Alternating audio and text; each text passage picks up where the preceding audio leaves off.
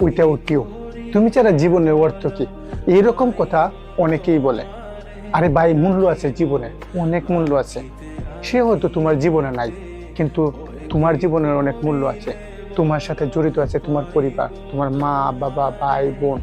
বিশেষ করে এরা তোমার জীবনের সাথে জড়িত আছে। তোমার ভিতরে যে আত্মাটা আছে, সেই আত্মাটা তোমার সাথে জড়িত আছে। সেই আত্মার একটা মূল্যায়ন আছে তোমার কাছে, সেটার অর্থ আছে তোমার কাছে। তুমি জীবনে মনে করতেছো যে সে আমার জীবন থেকে চলে গেছে, আমার সবকিছু শেষ হয়ে গেছে। না, তোমার জীবন মাত্র শুরু হয়েছে। যে তোমার আপনজন, সে তোমার পাশেই থাকবে। যে তোমার আপন না, তাকে কখনো জোর করে তুমি রাখতে পারবে না। নিজেকে সবসময় ভালো রাখার চেষ্টা করবে। ওই বারবার সে ছাড়া আমার জীবনের কোনো অর্থ নেই, আমি অর্থহীন হয়ে গেছি, সেগুলো বলার কোনো দরকার নেই।